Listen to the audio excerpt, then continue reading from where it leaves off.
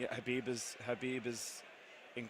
amazing. He's an amazingly effective MMA fighter. His style is suffocating. It's relentless, and he does it better than anybody else. Is he better than you thought going in? No.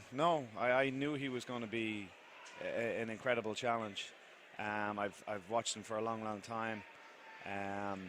That wasn't surprising how good he was. Do you think Khabib is one of the best fighters today, or the best? I think pound for pound, arguably one of the best fighters in the sport right now, for sure. He's got everything firing. I mean, his submission game's great. He's developing a very, very strong striking game. He brings a very tenacious attitude, and he's literally like a pit bull on a chew toy. He's not letting that go. So I like watching him fight. And there's some similarities in the way he likes to fight and the way I like to fight. So that's a good question. Khabib, he just keeps going and different animal. Yeah, and it's also the wrestling. Yeah, like Khabib's wrestling is not just a level above everybody else, but multiple levels. Yeah, like he just. I heard like heavy guys. I'm talking about heavyweights talking about Khabib's pressure on the ground, being on top. Yeah. Yeah. You know, taking that seat belt around, taking his hands, moving that leg up. Just neutrals the guy totally. So, Luke Rockhold said he never loses a round in training. Oh, he said? He said he doesn't lose a round. Yeah, Khabib. Khabib doesn't lose a round. He just smashes everybody. That's insane, man. Everybody who wrestles with him are like, fuck, here we go. Time to go through the grinder. It's like. But let me tell you something. Khabib is the greatest light heavyweight in the history of UFC. He is the greatest light heavyweight in the history of UFC, arguably the greatest UFC fighter in history as well. His performance was flawless. Poirier is a true competitor, a true adversary. Poirier is the real Rocky Balboa. He's the real Rocky Balboa. Him, Frankie Edgar, in my opinion, those guys are the real Rockies. He was just flawless, man. This is his time. He's head and shoulders above. He is head and shoulders above. When you have a victory like that over an interim champion, that is something spectacular. He controlled that fight completely, with the exception of one flurry. I believe it was in the second round, and I didn't think that flurry was that bad. I know Khabib was backpedaling, but I didn't think he was in real danger. I think he was just trying to reset. The takedowns were phenomenal. The top position was phenomenal. The jiu-jitsu was phenomenal. The submission was, in my opinion, too tight to escape. Poirier had no choice but to tap. Poirier did a very good job of trying to escape the top position, the gut wrench position, but in my opinion, it was just, we're talking about different level of gut wrench here. And he proved that he's the greatest lightweight ever. Khabib is an extremely humble individual. Personality-wise, he's actually not built to be a superstar in that sense, because he's such a humble, modest man. If he were more outlandish, a little bit more cocky and bravado, which his fighting ability, he's the best fighter in the world. If it backed up a little bit more, he would have 5 times as many followers. So if anything, his humility and how humble he is, as far as a marketing standpoint, kind of hurts him. I mean, and I don't ever want Khabib to change. I think it's a breath of fresh air in our culture to not, look, man, we're now living in everybody wants to be Instagram famous. Everybody wants to do reality TV shows. There's all this, all these superstars with no substance, I mean, how many times you see someone famous and you're like, what do they do? Famous for the sake of being famous. And Khabib is the exact opposite. He's famous because he's a man of great quality, great representative of his religion, of his people in Dagestan, and of the culture of MMA. I couldn't ask a better person to represent. Khabib doesn't play jiu-jitsu with you. He doesn't turn it into a jiu-jitsu match. He locks up your arms, he gets into a safe position and beats you up. He ties up your legs so you can't get up and beats you up. And even if you somehow do manage to work your way up slowly, he beats you up the whole way up and then brings you back down. Like he is honestly a beast, a scary beast. Like the initial phase of the takedown, so attempting the takedown, if I try to take you down and you stuff it, it's harder for me. But if I get you down, solidify position, then it's harder for you. So phase 1 is hard for me. Phase 2 is harder for you. And I think the way it balances up is that like you try to have more of a phase 2 than a phase 1. But a Khabib who gets his takedowns, grinds you up against the fence. If Khabib gets you in phase 2, you're not going anywhere. You're there for the whole round. And then if you work your way up, he's still on you. He can do it again. And that's a big problem, is that transition occurs. You get up and he takes you back down. Well, and you know what's crazy about Khabib and the way he does it is like, let's say you do get up. You like Dustin got up. Against all odds, he got up, and he did get up. Khabib got out.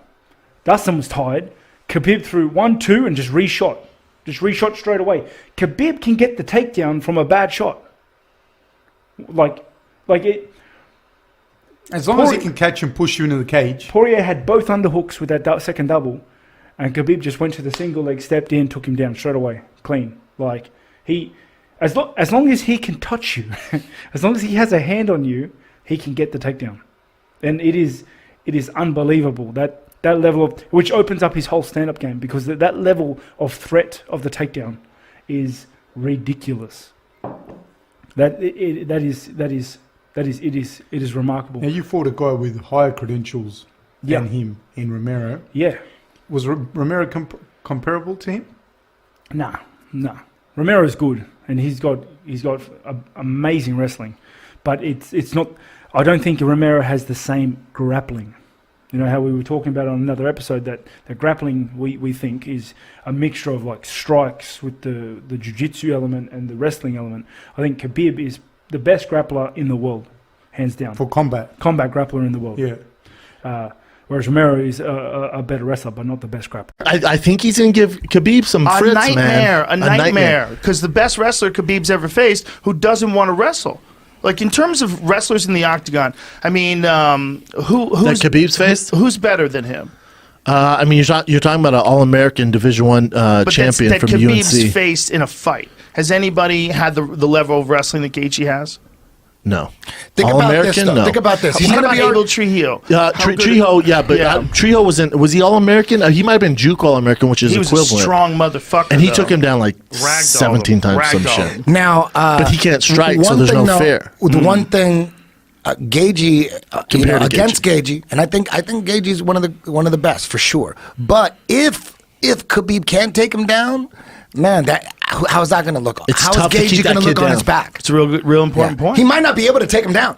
Oh, he might not be able to. He might not be able to. Maybe not. Maybe not. Guarantee he gets him down. Maybe not. Because I've heard stories, and I think you've heard these too. What he can do to Ed Ruth and Luke Rockhold and DC. I've heard it's he's going to get ridiculous. Gaethje down. You think so? Guarantee it. It doesn't mean Gaethje loses the fight. I need to see him training with those guys, because it's almost like one of those mythical tales you hear about some things that people see in the woods. Dude, he's like Bigfoot. Yeah. When I was in San Jose, Josh Thompson goes, dude, you got to come to practice Khabib's training, dude, and it's wrestling day. I wanted to go, but I had, and then I was like, that's too far, and I didn't do it, and I'm shooting myself in the fucking foot. I talked to John Fitch about it. John Fitch. Yeah, there you go. Khabib. John Fitch is like, yeah, I go, what's it like to wrestle? And he goes, he was like, started with breathing. He goes, I mean, I gotta, like, if I'm very well rested, he goes, sometimes I can stand up.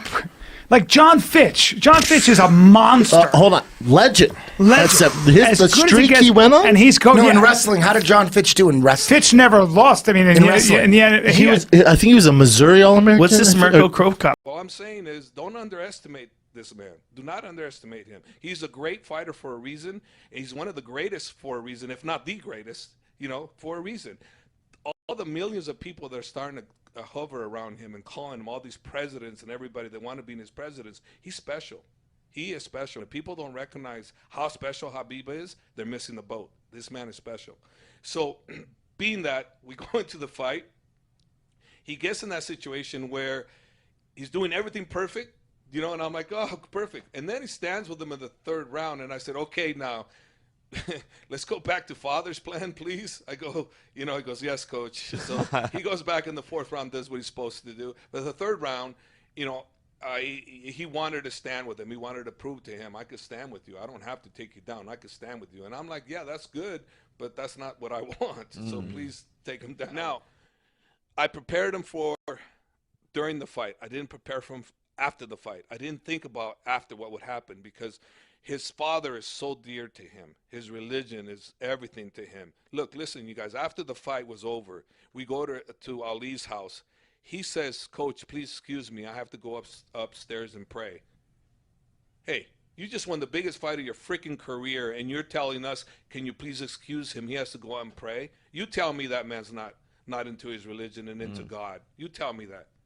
Who in their right mind does that you know of? No one, but he does. Before this podcast happened, I saw a video of it, and we can play it.